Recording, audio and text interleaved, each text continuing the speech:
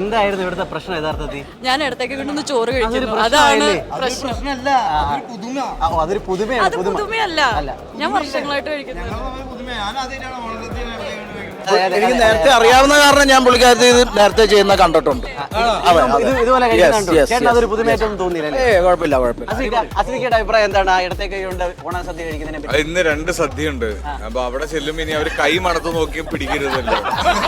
അതുകൊണ്ട് ഈ കൈ വെച്ച ആദ്യം, പിന്നെ ഈ കൈ വെച്ച്. അശോകൻ ചേട്ടന്റെ അഭിപ്രായമാണ് ചോദിക്കേണ്ടത്.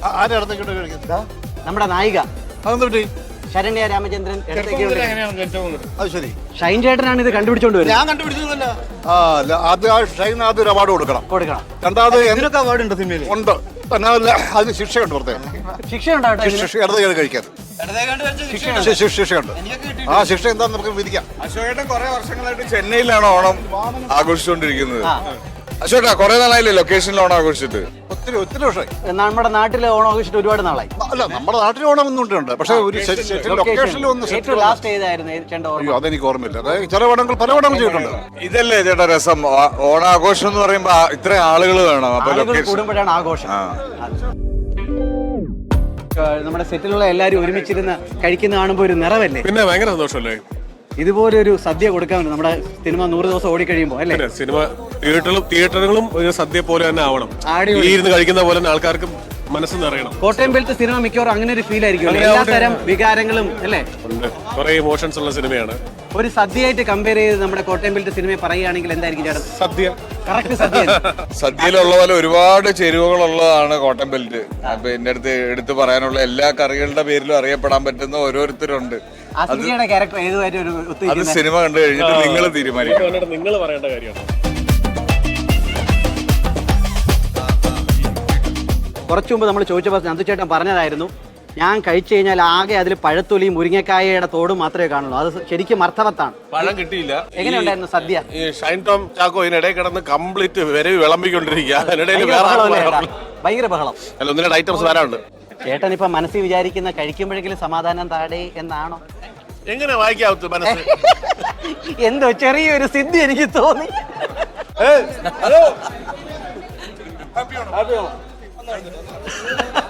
ചേട്ടാ, കോട്ടയം ബെൽറ്റിനെ പറ്റിയും സദ്യയെ പറ്റിയും ചേട്ടന്റെ അഭിപ്രായം രണ്ടും കൂടെ ഒരുമിച്ച്? കോട്ടയം ബെൽറ്റായിട്ട് ചെമ്മീനും ബീഫൊക്കെ എവിടെയാണെന്ന് എന്റെ ചോദ്യം, വേറെ ഒന്നുമില്ല. അല്ല, ഈ സദ്യ അതാണ് ഒരു സ്റ്റൈല്. ഒരു കരിമീനൊക്കെ വേണ്ടേ ഈ സദ്യയുടെ കൂടെ ആണെങ്കിലും? അതെ, പിന്നെ 100%. ചേട്ടന്റെ ക്യാരക്ടർ ഈ സദ്യയിൽ ഏത് ഡിഷുമായിട്ട് ചേട്ടന് കൂടുതൽ സിമിലാരിറ്റി തോന്നേ? അയ്യോ, പാലട പ്രഥമൻ. അത്ര സ്വീറ്റ് ആണോ? കള്ളം പറയാം.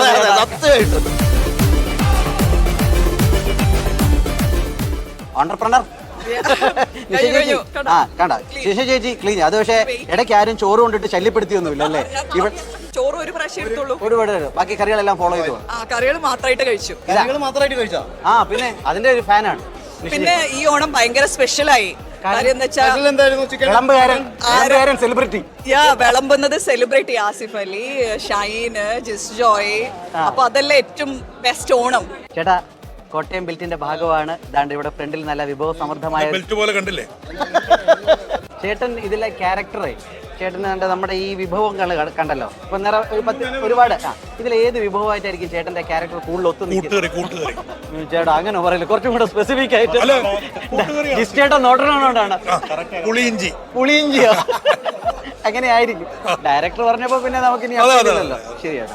അപ്പം എല്ലാ ആർട്ടിസ്റ്റുമായിട്ട് ഒരുമിച്ച് സെലിബ്രേറ്റ് ചെയ്യാൻ പറ്റില്ല ഒരുപാട് അല്ലേ? സന്തോഷം. അയ്യോ, ഇത് ശരിക്കും അതാണ് എൻ്റെ സന്തോഷം. നമ്മൾ ഈ ഭക്ഷണം കഴിക്കൽ ഇങ്ങനൊരു കൂട്ടായ്മയോട് കൂടി അവരുടെ ഈ ഒരു കൂട്ടായ്മ.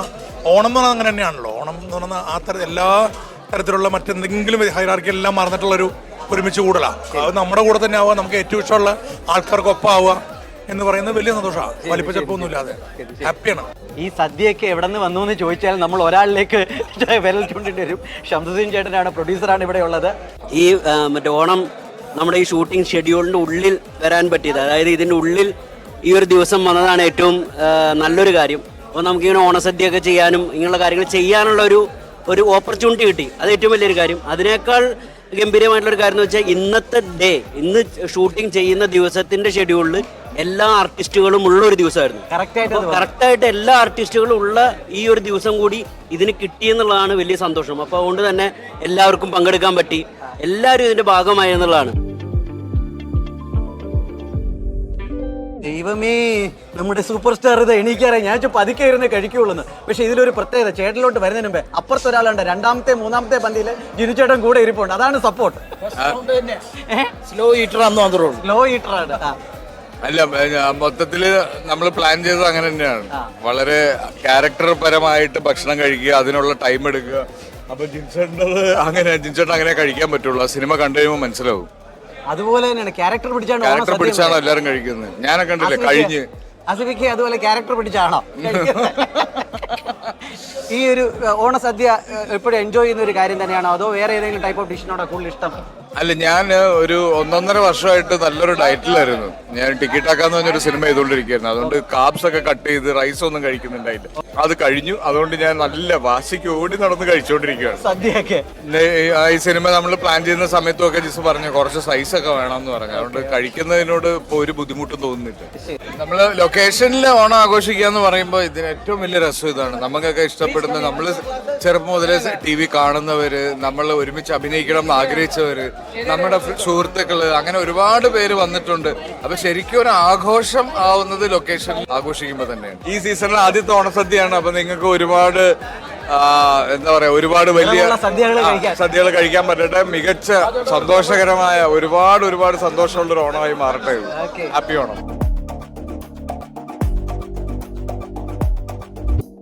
നമ്മുടെ ജിസ്റ്റേട്ടനാണ് ഉള്ളത്. ഇപ്പൊ ജിസ്റ്റേട്ടൻ ഏകദേശം രസത്തിന്റെ പരുവത്തിൽ എത്തിയിട്ടുണ്ട്. നല്ല രസമുള്ള സദ്യ. ഓക്കെ, ഏതായാലും കഴിച്ചു തുടങ്ങിയപ്പോ ഏറ്റവും ഇഷ്ടമുള്ള പാർട്ട് ഏതാണ്? ആദ്യം പരിപ്പൊഴിക്കുന്നതാണോ, പിന്നെ സാമ്പാർ വരുന്നത്? ആദ്യം പരിപ്പ്, നെയ്യ്, പപ്പടം, സാമ്പാർ. അതിന്റെ ഒരു രീതിയിൽ കഴിക്കാൻ ഇഷ്ടമുള്ള ഒരാളാണ്. എല്ലാ ഇഷ്ടം. പൈനാപ്പിൾ കിച്ചടി ഭയങ്കര ഇഷ്ടമാണ്. പൈനാപ്പിൾ കിച്ചടി ഗംഭീരം. ആദ്യം ഗംഭീരമാണ്. ഇതാ നമ്മുടെ പ്രിയപ്പെട്ട ശരണ്യ, നമ്മുടെ ആസിഫിക്കയ്ക്ക്, അതായത് നായകന് മോരൊഴിച്ചു കൊടുക്കുന്നു. മോര്. ഫിനിഷിംഗ് ടച്ച് ബൈ നായികയാണ് കേട്ടോ.